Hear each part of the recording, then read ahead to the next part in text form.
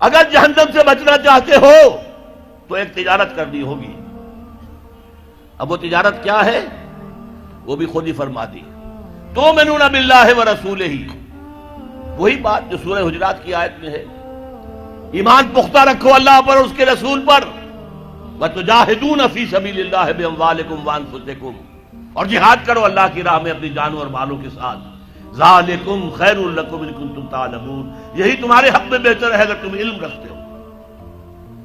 تو معلوم ہوا کہ یہ جہاد لازم ہے، یہ جد و جہد لازم ہے، یہ ایمان کا لازمی تقاضا ہے، یہ جہنم سے چھٹکارا پانے کی لازمی شرط ہے. اگر یہ نہیں کر رہے تو ایمان نہیں ہے تمہارے اندر، اور جہنم سے چھٹکارا پانے کی امید یہ ایک بس تمہارا خیال ہے. تلک امانیہم، یہ تمہارے من گھڑت خیالات ہیں، یہ تمہاری وشفل تھنکنگ ہے، یہ حقیقت نہیں ہے.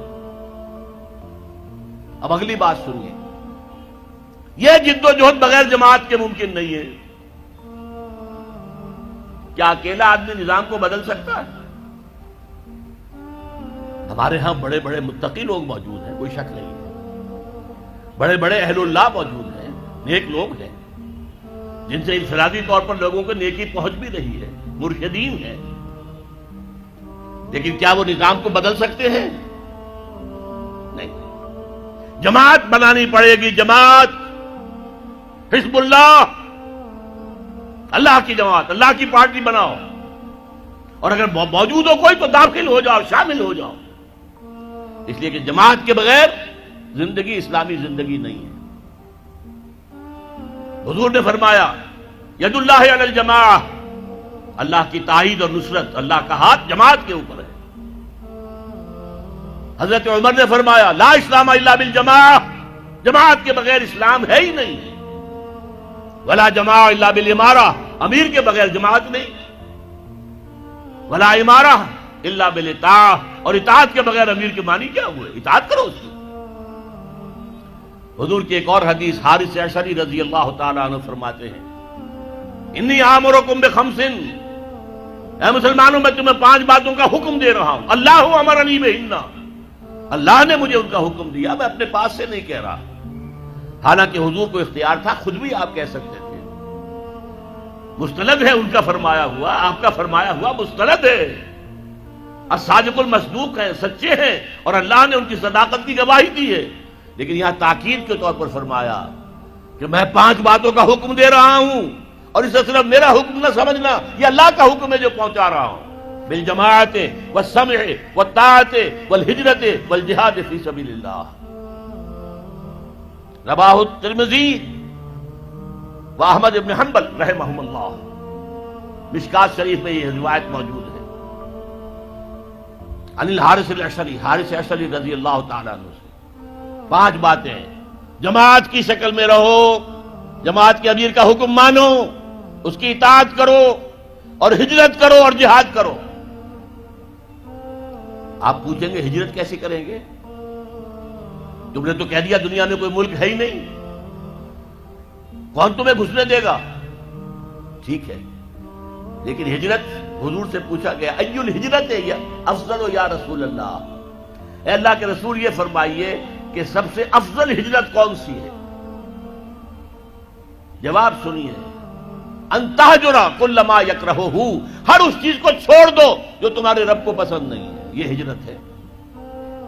سود سے ہجرت کیجئے، آج کیجئے، آج رات فیصلہ کیجئے کہ مکان اگر سودی قرض پر ہے بیچ دوں گا اور کسی چھوٹی کٹیا میں رہ لوں گا. فیصلہ کیجئے، یہ ہجرت ہوگی.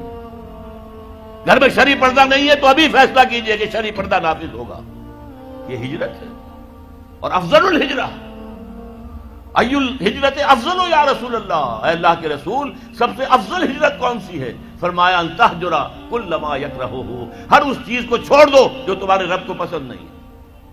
اور اس سے اگلی ہجرت آئے گی آخری اونچی، جب اللہ کے دین کو قائم کرنے کا مرحلہ آ جائے اور جب قوت کے ساتھ مقابلہ ہو، گولیاں چلیں، سینوں کو چھلنی کیا جائے. اس وقت اگر وہاں شامل ہونے کے لیے گھر بار کو چھوڑ کر، بیوی بچوں کو چھوڑ کر وہاں گئے تو یہ ہجرت ہے، سب سے اونچی ہجرت. اور جہاد کے بارے میں پوچھا گیا ای الجہاد افضل یا رسول اللہ، فرمایا ان تجاہد نفسک فی طاعت اللہ، سب سے افضل جہاد تو یہ ہے کہ تم اپنے نفس کے خلاف جہاد کرو، اسے اللہ کا مطیع بناؤ، یہ تمہیں اللہ کی مرضی کے خلاف احکام دیتا ہے۔ کسی سرکاری ملازم کو رشوت پیش ہو رہی ہے، نفس کہے گا لے لو لے لو لے لو لے لو، فلاں کام رہتا ہے فلاں کام رہتا ہے، بچے کی فیس دینی ہے ابھی پیسے نہیں ہے، لے لو لے لو لے لو لے لو، نفس تو یہ کہے گا۔ آپ نفس کے خلاف جہاد کریں، نہیں لوں گا میں، یہ ہے جہاد۔ اور سب سے اونچا جہاد کیا ہوگا؟ اللہ کے دین کو قائم کرنے کے لیے میدان جنگ میں آ جائیں، جان ہتھیلی پر رکھ کر، یہ سب سے اونچا جہاد ہے، اس کا نام ہے قتال فی سبیل اللہ۔ اس لیے سورہ صف کی 2 آیتیں میں نے آپ کو سنائی تھی، یا ایھا الذین آمنوا ھل ادلکم علی تجارۃ تنجیکم من عذاب علیم، جواب کیا ہے؟ خود ہی دیا اللہ نے، تؤمنون باللہ ورسولہ وتجاہدون فی سبیل اللہ باموالکم وانفسکم۔ اسی سورہ صف کی 4تھی آیت کیا ہے؟ ان اللہ یحب الذین یقاتلون فی سبیلہ صفا کانہم بنیان مرصوص، اللہ کو تو اپنے ان بندوں سے محبت ہے جو اس کی راہ میں صفیں باندھ کر، ایسی صفیں جن میں کوئی رخنا پیدا نہ کیا جا سکے، جیسے کہ یوں سمجھیے کہ سیمنٹ کنکریٹ کی وال ہے، بنیان مرصوص ہے، سیسا پلائی ہوئی دیوار، کھڑے ہو کر اللہ کی راہ میں قتال کرو، جنگ کرو، وہ ہے محبوب ہمارا، وہ ہے پسندیدہ انسان ہمارا۔ یا رب فاجمعنی بكل الصحب والأحباب واكتب لنا أن ندخل الجنات بالريان۔